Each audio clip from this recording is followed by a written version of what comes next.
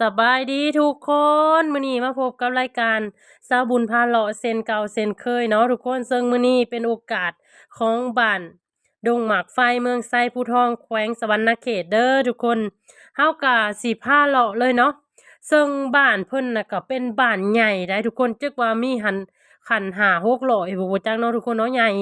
ญ่เติบได้บางที่น่าจะกว่าหั้นเนาะทุกคนเนาะซึ่งทางของเพิ่นนี่ทุกคน จะเป็นทางคอนกรีตเด้อทุกคนเนาะจะเป็นทางคอนกรีตประชาชนเขตนี่นะทุกคน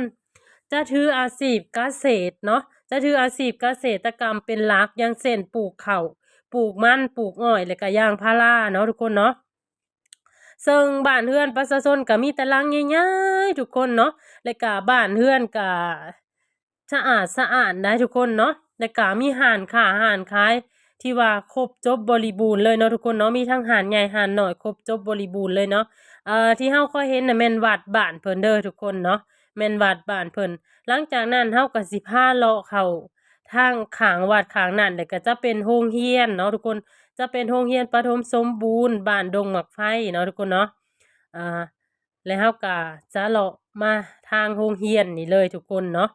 จะเลาะซึ่งมื้อข้อยไปหั้นเป็นมื้อวันอาทิตย์เนาะทุกคนเนาะ เป็นมื้อวันอาทิตย์ฉะนั้นจะบ่มีนักเรียนเนาะทุกคนเนาะจะบ่มีนักเรียนอันนี้แม่นโรงเรียนของเพิ่นเนาะแม่นโรงเรียนของเพิ่นหลังจากนั้นเราก็สิเลาะลงมาโซนทางนี้ซึ่งทางนี้ยังบ่แม่นทางคอนกรีตเด้อทุกคนจะเป็นทางแดงปกติเนาะจะเป็นทางคอนกรีตแต่ช่วงทางกลางบ้านเนาะทุกคนอันนี้เป็นซอยเนาะเป็นซอยที่ว่าเฮาเข้าไปเป็นซอยเป็นหยังเนาะที่ว่าเฮาพาเลาะเข้าไป จะเข้ามาทางในนี่กะซึ่งบ้านเพิ่นเป็นบ้านเกษตรกรรมเนาะทุกคนจะบ่ค่อยเห็นประชาชนแบบว่าอยู่นำเรือนเนาะเพราะว่าส่วนหลายแหละประชาชนจะออกไปตามไร่ตามสวนหั้นนะทุกคนช่วงนี้เนาะซึ่งเป็นช่วงของการกลมันเนาะทุกคนเนาะเป็นช่วงของการตัดอ้อยฉะนั้นประชาชนส่วนหลายจะไปไร่ไปสวนเนาะทุกคนจะสังเกตเห็นว่าบ้านเรือนประชาชนจะบ่ค่อยมีคนอยู่เรือนเนาะจะบ่ค่อยมีคนอยู่เรือน นี่เนาะเราก็จะพาเลาะหลังจากนั้นเราจะพาเลาะกลับคืนทางนี้เด้อทุกคนเพราะว่าข้อยลืมถ่ายข้อยลืมกดถ่ายหั้นนะทุกคนเข้ามาจนฮอดกลางบ้านเลยอ้าวลืมก็เลยจำเป็นจะต้องได้พาเลาะคืนเนาะทุกคนซึ่งจะเห็นว่ามีบางเรือนก็ตากมันเนาะทุกคนเนาะเพราะว่าเพิ่นเฮ็ดเกษตรเนาะทุกคนคลิปนี้ก็